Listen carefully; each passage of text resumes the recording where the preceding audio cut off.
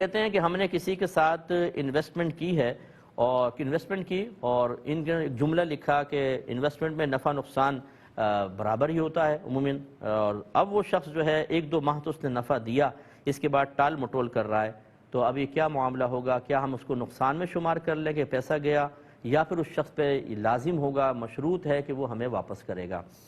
دیکھیں، پہلی بات تو یاد رکھیے کہ جو ہم انویسٹمنٹ کرتے ہیں عموماً اس کی دو شکلیں ہوتی ہیں۔ ایک یہ کہ آپ کا پیسہ، اس کی محنت، جیسے وہ اس کے بعد پیسہ نہیں ہے، آپ نے کہا میں تمہیں پیسہ دیتا ہوں، تمہارے پاس ہنر ہے، تم یہ کام کرو، اس کو شرعاً مداربت کہتے ہیں۔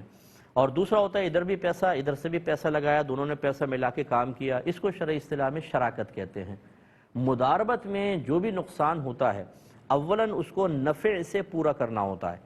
مثال کے طور پہ میں نے ایک شخص کو 5 لاکھ دی اور میں نے کہا کپڑے کا کام کرو، اس نے 2.5 لاکھ سے کچھ لاٹ اٹھائی، 2.5 لاکھ سے اور کپڑا اٹھایا، 1.5 لاکھ میں نقصان ہوا 1 لاکھ کا، اور دوسرے میں 2 لاکھ کا نفع ہوا۔ تو پہلے ہم اس نفع سے نقصان کو پورا کریں گے، ان میں سے 1 لاکھ گویا کہ وہ میرے مال میں شامل کریں گے، اب باقی رہا 1 لاکھ، اس میں پھر جو ہم نے پرسنٹ طے کیا ہوگا اس کے اعتبار سے ملے گا۔ اور اگر نفع بالکل بھی نہیں ہوا، صرف نقصان ہوا، تو یاد رکھیں مداربت میں نقصان رب المال کا ہوتا ہے، یعنی جس نے مال دیا ہے، اور جو یہ کام کر رہا ہے اس کو مدارب کہتے ہیں، اس کا کوئی نقصان نہیں ہوگا، نقصان اس کا ہوگا۔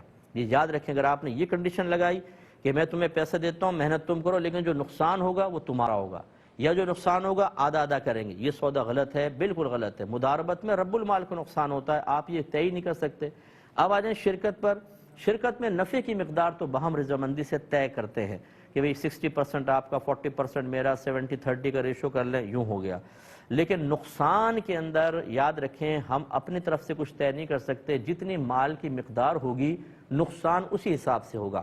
مثلا 50-50 مال ملایا تو 50-50 نقصان، اگر ایک نے 60% مال ملایا، دوسرا 40% ملاتا ہے، تو نقصان جب ہوگا تو 60% والا 60% نقصان برداشت کرے گا، اور 40% والا 40% نقصان برداشت کرے گا۔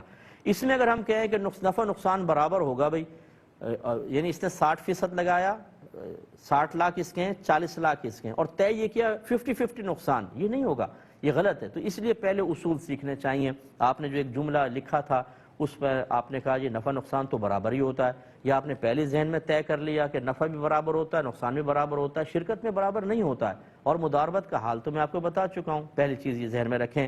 دوسری بات یہ، اگر وہ شخص واقعی اس نے انویسٹمنٹ کی اور اب نفع نہیں ہو رہا، تو پھر یہ دیکھیں کہ آپ کا جو پیسہ ہے اس کا بھی پیسہ آپ کا بھی اگر ڈوب چکا ہے، تو پھر تو کس چیز کا نفع، کیسے وہ بیچارہ کرے گا؟ تو پھر یہ کہ اس کے اوپر پیسہ واپس کرنا لازم نہیں، جو نقصان ہو گیا تو ہو گیا۔ اگر اس نے دیانتداری سے کام کیا ہے، صحیح طریقے سے کام کیا ہے، کوئی اس کی اپنی کمی کوتاہی اور مطلب یہ کہ کوئی اس نے چیٹنگ وغیرہ نہیں کی ہے، تو نقصان وہی میں نے جسے کہا دونوں کو ہی برداشت کرنا ہوگا، جتنا انویسٹمنٹ کا ریشو ہوگا اسی حساب سے نقصان ہوگا۔ اور اگر اس کی کوتاہی ثابت ہو جائے، مثلا ادھار نہیں دینا تھا، پارٹیوں کو ادھار مال دے دیا، اور عمومی طور پہ بازار میں اتنا ادھار نہیں دیا جاتا، عرف تجار سے ہٹ کر اس نے کام کیا، تو بالکل اس پہ وبال ہے، پھر وہ ذمہ دار ہے آپ کے مال کو، چونکہ اس نے ضائع کیا ہے اپنی کمی کوتاہی نا تجربہ کاری کی بنا پر، تو آپ پکڑ سکتے ہیں۔ ایسی مداربت میں بھی ہوتا ہے کہ اگر مدارب کو آپ نے مال دیا اور اس نے کمی کوتاہی کی، غلطی کی، اور اس نے خود اپنی غلطی کی وجہ سے آپ کو نقصان پہنچایا، تو پھر اس کا وبال اس پر ہوگا۔ وہ یقینی سی بات ہے کہ انویسٹیگیشن ہوگی، آپ کراس کویسچن کریں گے یا اس سے حلفیہ بیان لیں گے تو وہ بتائے گا، تو ان چیزوں کو ذرا ذہن میں رکھیے۔ یہ کہتے ہیں کہ ہم نے کسی سے 7 لاکھ میں گاڑی خریدی، پھر 3 مہینے تک اس کو استعمال کیا، اور پھر اسی کنڈیشن میں گاڑی تھی، ہم نے اس کو واپس کر دی اور اپنے پیسے واپس لے لیے، کیا حکم شرع ہوگا؟ دیکھیں، یہ تو آپ نے پیمنٹ دے دی تھی اور چیز کو اپنے قبضے میں لے لیا تھا۔ ہماری شریعت یہ کہتی ہے کہ جیسے ہی ایجاب و قبول ہوتا ہے، جیسے اس نے کہا یار گاڑی خرید رہے ہو، آپ نے دیکھا، آپ نے کہا چلو ٹھیک ہے ڈن، بس یہ ایجاب و قبول، چاہے اس نے گاڑی حوالے نہ کی ہو، آپ نے پیسہ نہ دیا ہو، آپ کا حق گاڑی کے ساتھ وابستہ ہو گیا، اس کا حق اس گاڑی کی قیمت کے ساتھ وابستہ ہو گیا۔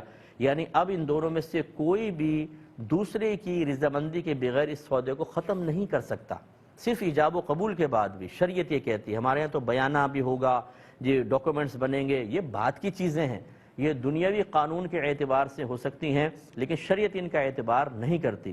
لہٰذا آپ نے جب پیمنٹ کر دی، گاڑی لے لی، آپ دونوں اس کے مالک ہو گئے۔